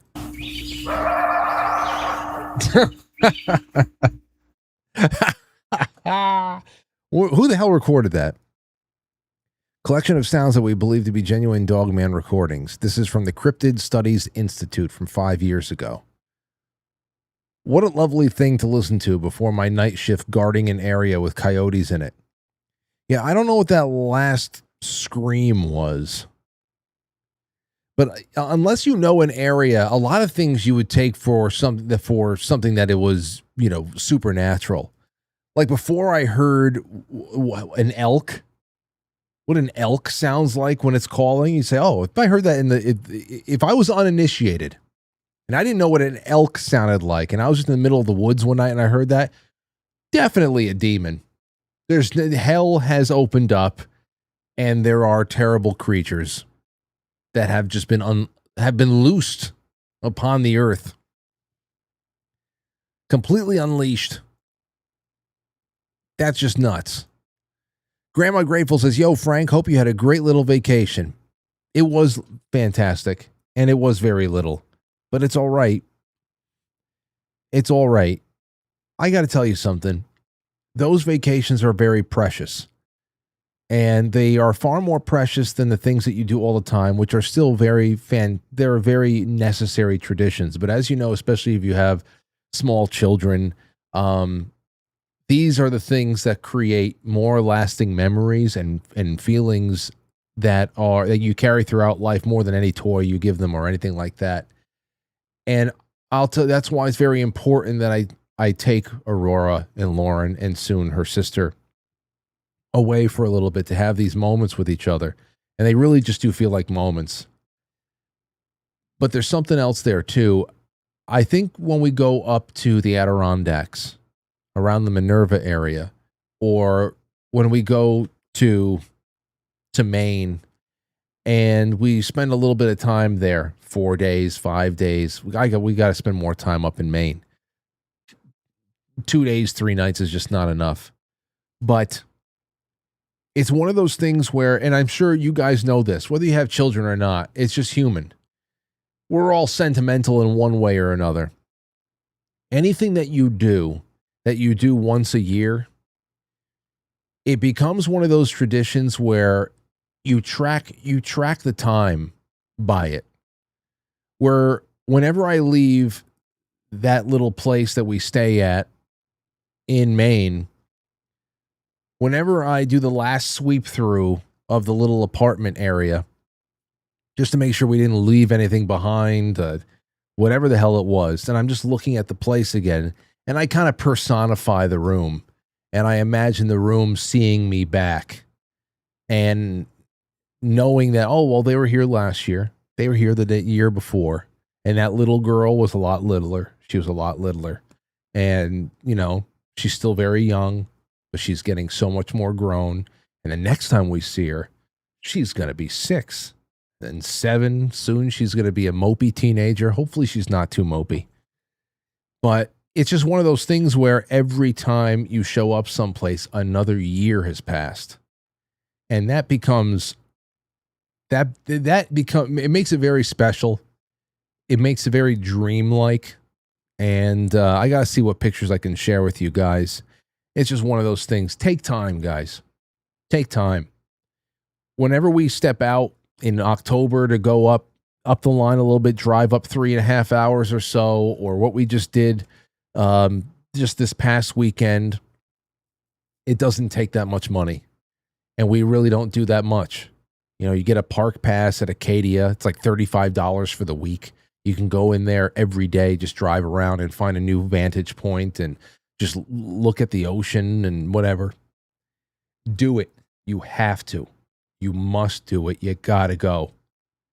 Make a tradition. I don't care how old you are. All my children they're all 36. They're not 6 anymore. All right, well, then make a new tradition with them. Yeah, it's just so important. But I'll tell you, I live a very interesting life because this show is a very big part of my personal life as well. It's where I put all my thoughts out there. It's where I meddle with my interests. I bring my friends and my family in for it. There's a very, very, there's a little divide between my what I share and don't share, what I keep for myself. But when I go out there, I always think about what I want to share with you guys too.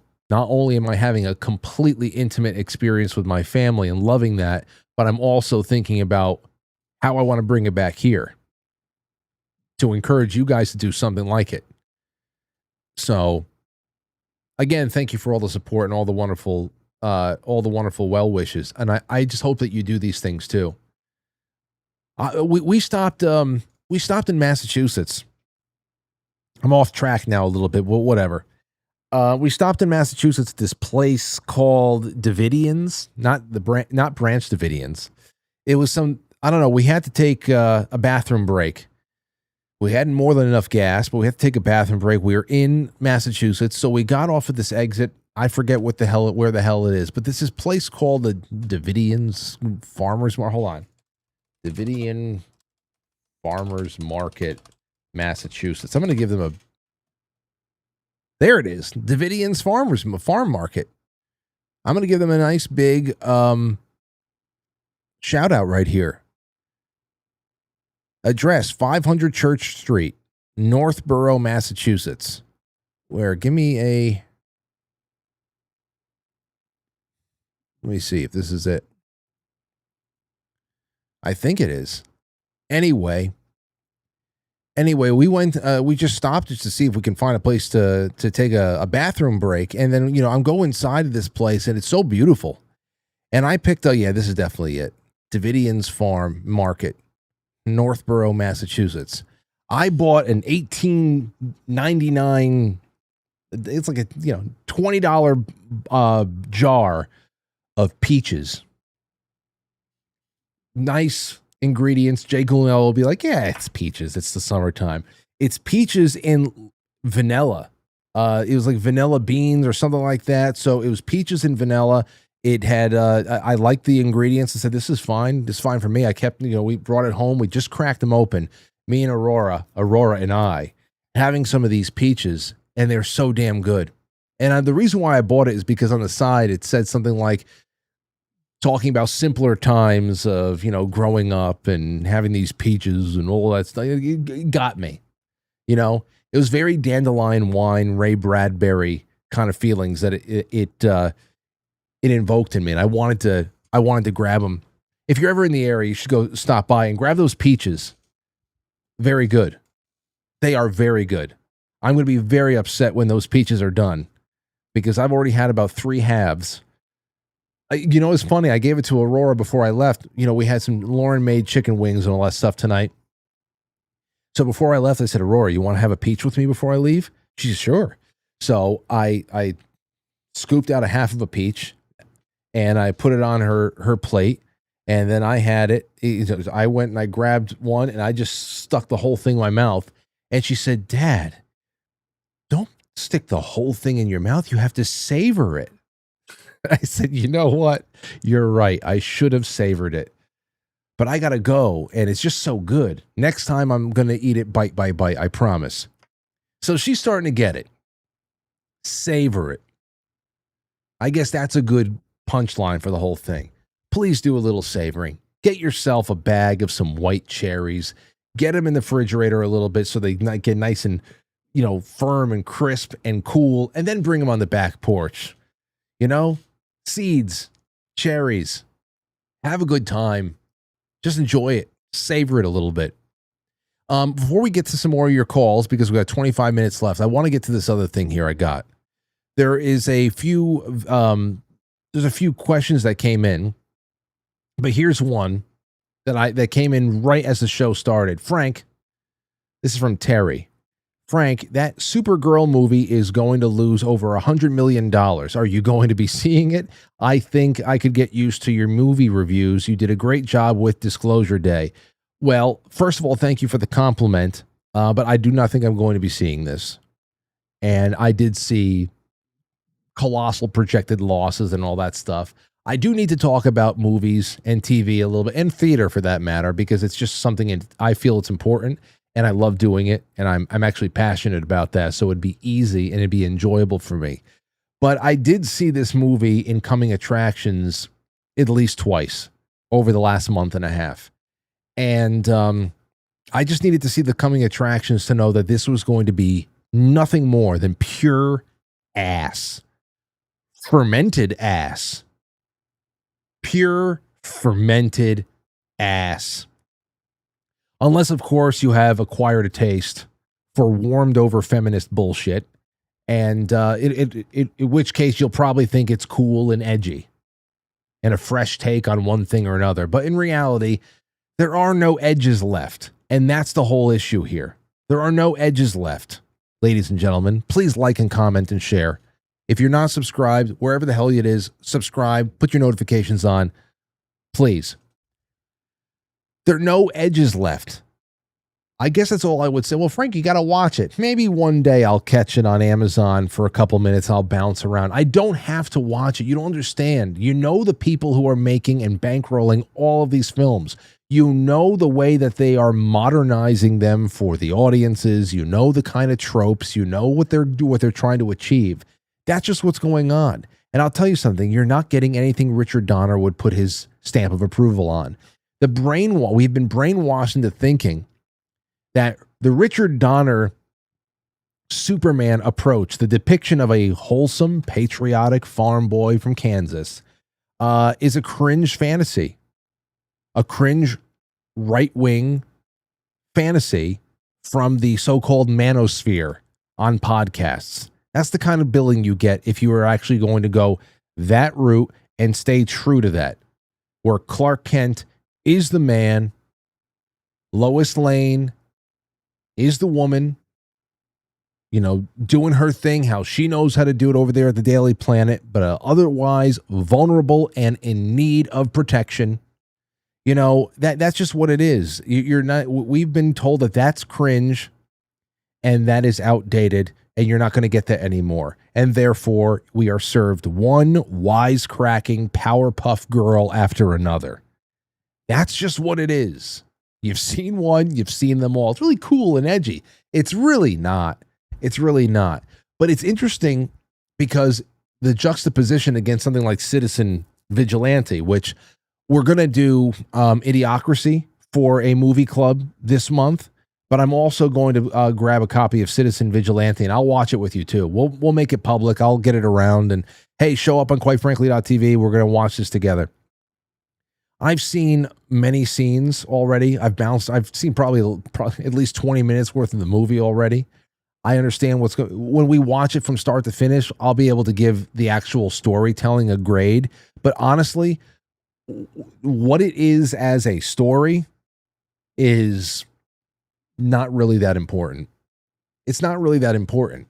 And it's interesting because whereas it's obvious that audiences want stories about actual heroes again and not so-called anti-heroes or the edgy, cool, or off the beaten path, Supergirl types of tropes and all that other shit, you can see that there are just as many people who have found a sense of knuckle-cracking relief with Citizen Vigilante, who is the stereotypical, prototypical anti-hero. Okay. And I've got something from Hollywood Reporter. I grabbed this before when I saw the question come in. This is just how they frame it up. Citizen Vigilante follows Sanders, Army Hammer, a wealthy American living in Europe who becomes a brutal self-appointed judge.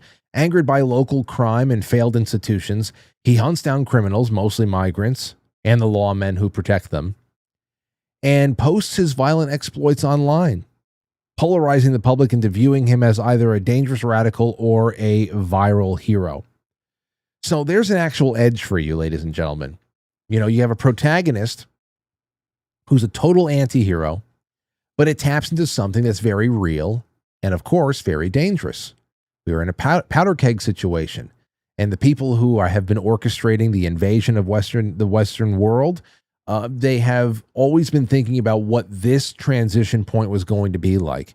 It's Indiana Jones, the beginning of the Ark, Raiders of the Lost Ark, going into the temple and taking the golden idol off and trying to put the sandbag in place so that the booby traps are not triggered, so that the giant rolling ball, the boulder, does not get triggered, and that you either get crushed or locked in forever, whatever the hell it is.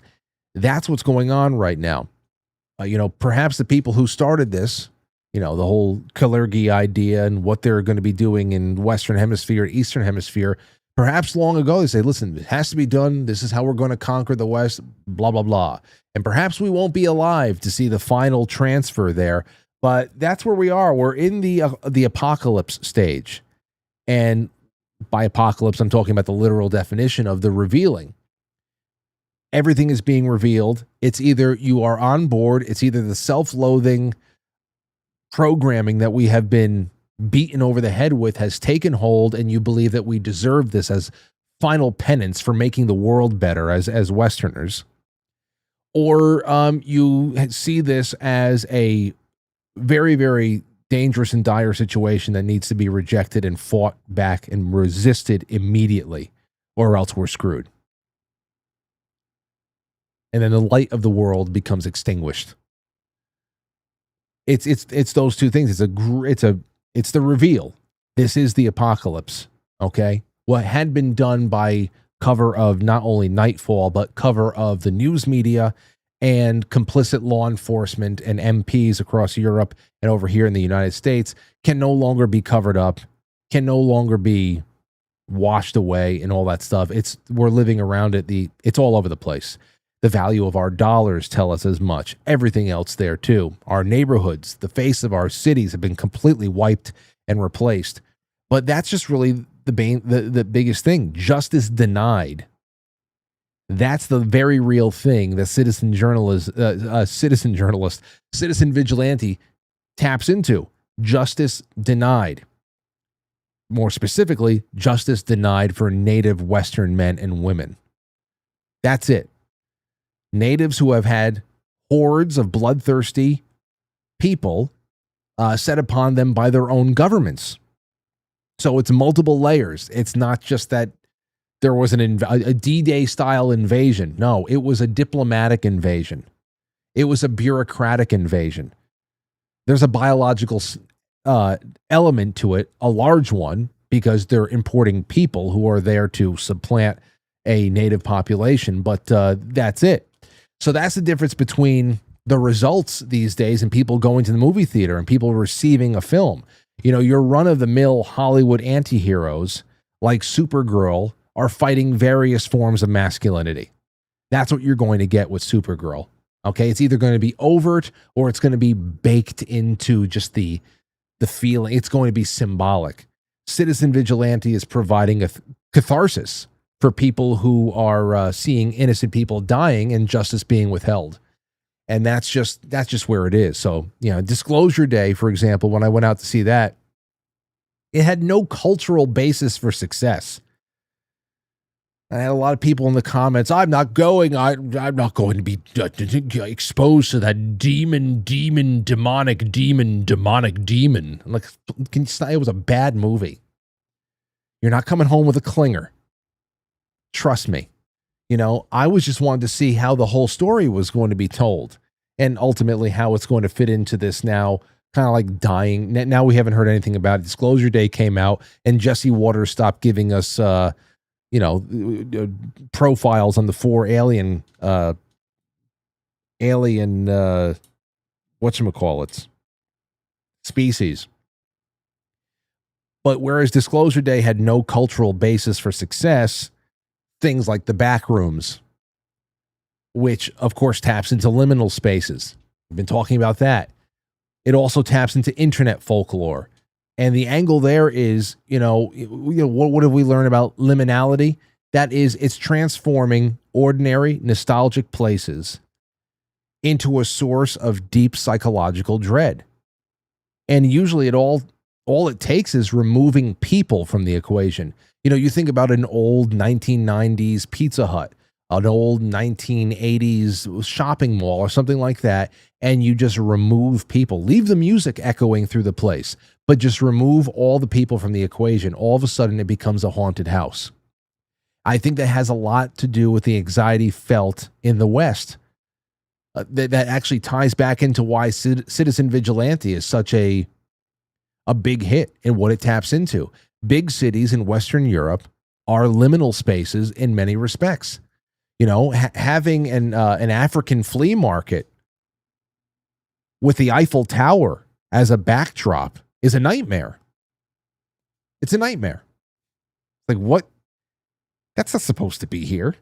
Every time there's a brawl caught on tape in a Walmart somewhere, or a bunch of ogres are swinging their fists at each other on a cruise ship.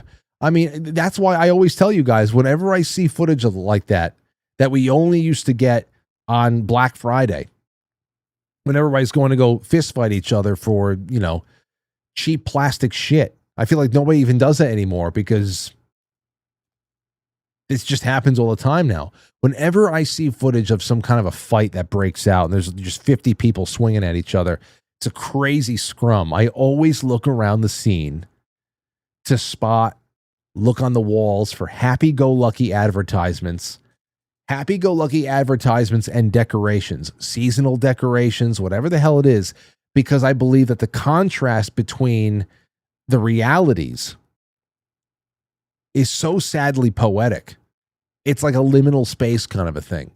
You know, it's all the decorations and all the sales and all the, you know, super happy, wonderful tasting giggly do. You know, everything looks like a place that should be the setting for happy people, prosperous people to just be around. And instead you have these just knuckle dragging idiots beating each other with chairs like it's WWE.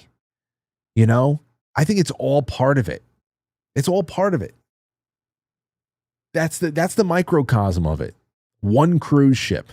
And then you go to the macrocosm and you know, Poland has been able to keep itself nice and clean. But I guess that's what a filmmaker in our time needs to focus on. If you really want to tell a story that leaves somewhat of an impact, somewhat of an imprint that doesn't date you too much. Okay? If you're not concerned about a trophy from the Academy, of course, that is. Because then all you're going to be doing is ridiculous shit like Christopher Knowles had to do with the diversity committee to make sure that he can get an Academy Award. Where I really hope that bombs too. I really do, man. And I guess that's what could be the connective tissue between tonight's topics.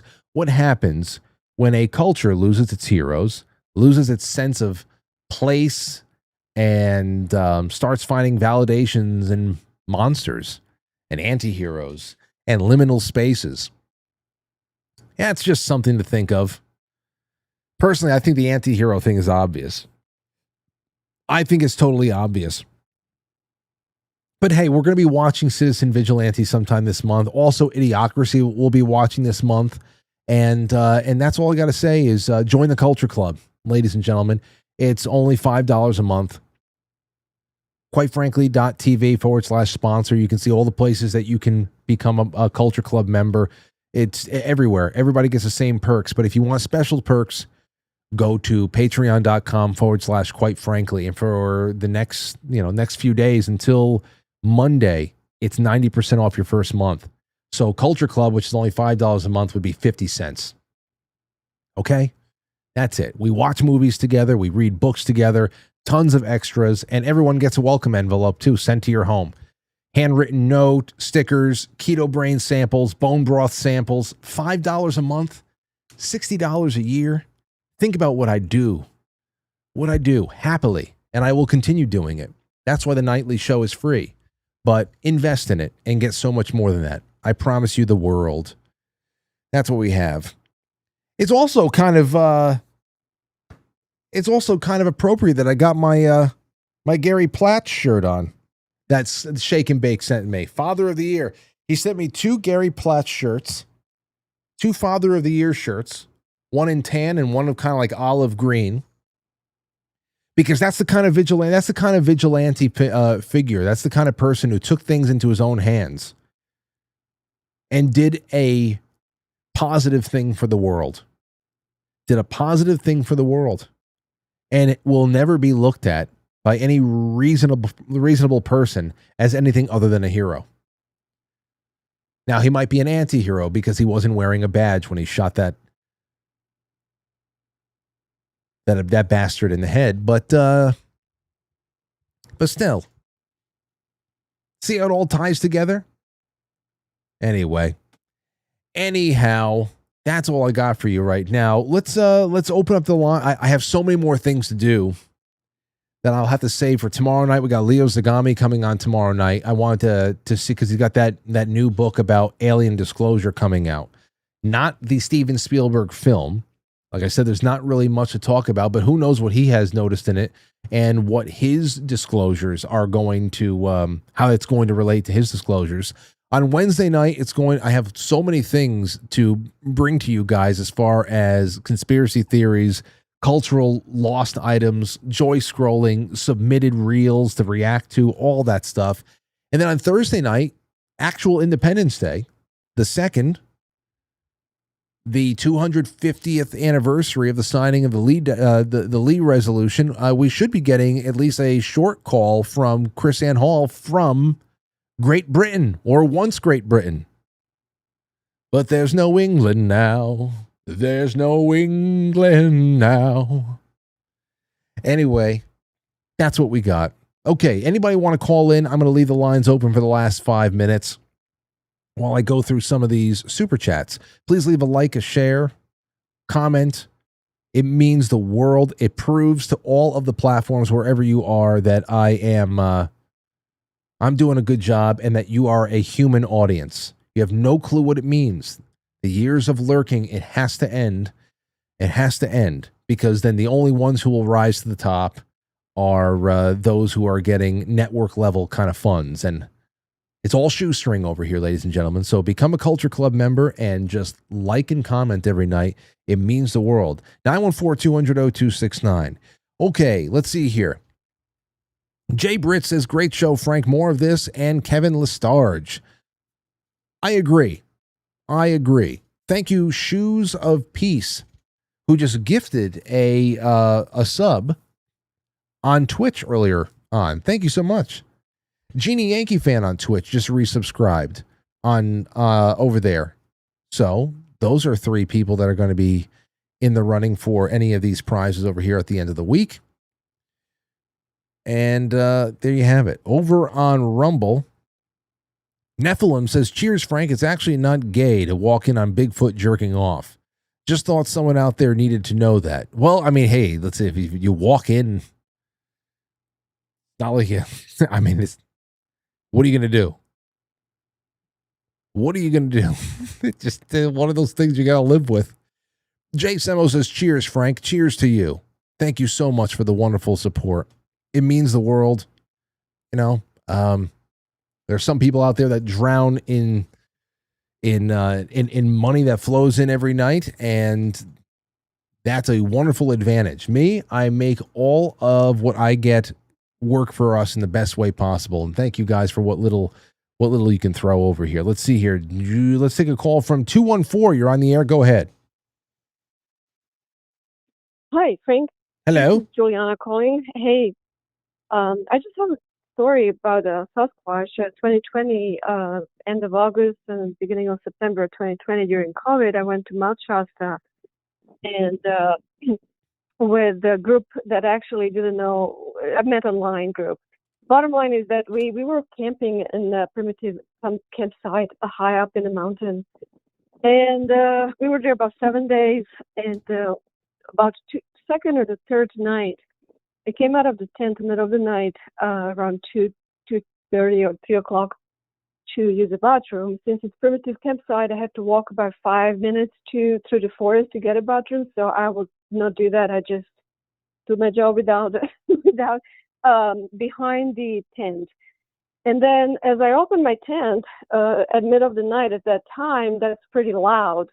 So I all of a sudden, when I opened my tent and I look right in front of me, about 30 to 40 feet away, there was a Sasquatch. And first I thought, well, I think my mind is playing with me tricks and I am not seeing correctly. So I just kind of didn't really pay much attention to it, because I just thought like I literally imaginating, because the middle of the night, that high up in the mountain, the whole sky, I mean, you see like millions of stars. It's very bright. So I thought maybe it was a reflection of the tree or something like that.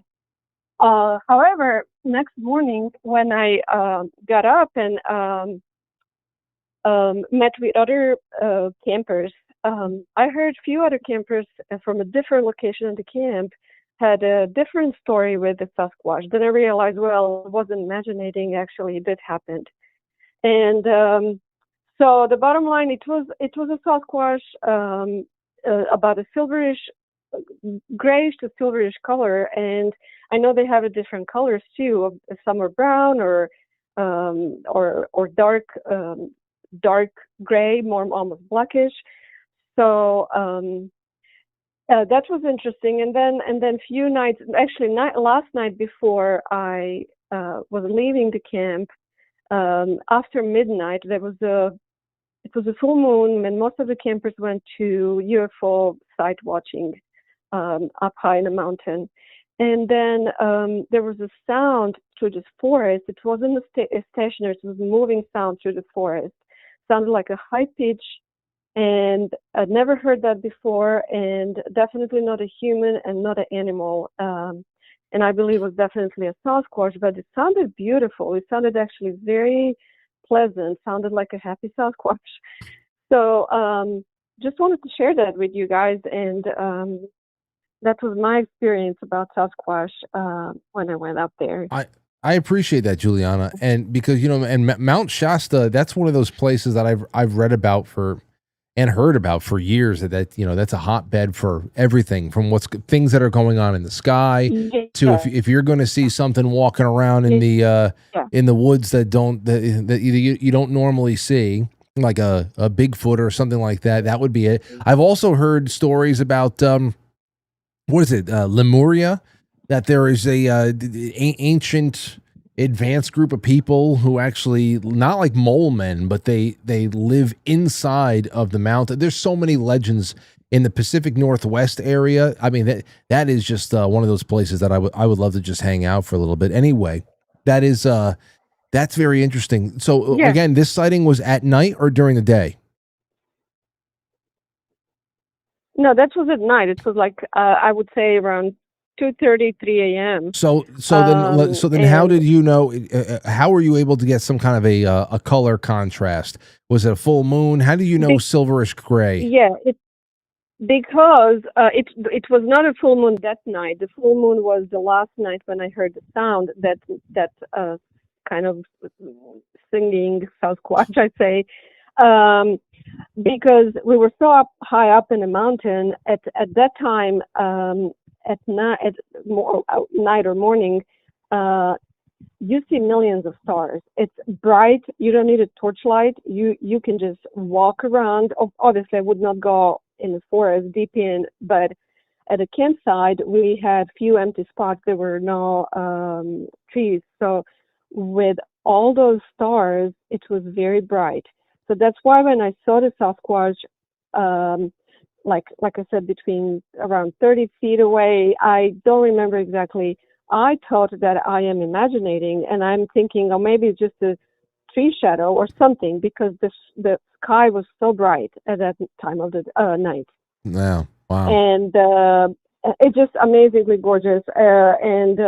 So anyhow, and because, like I mentioned before, couple other campers next morning were sharing their story, which was different than mine. Mine was just that I saw him, and I believe when I opened the tent at night, it makes a lot of noise, the zipper.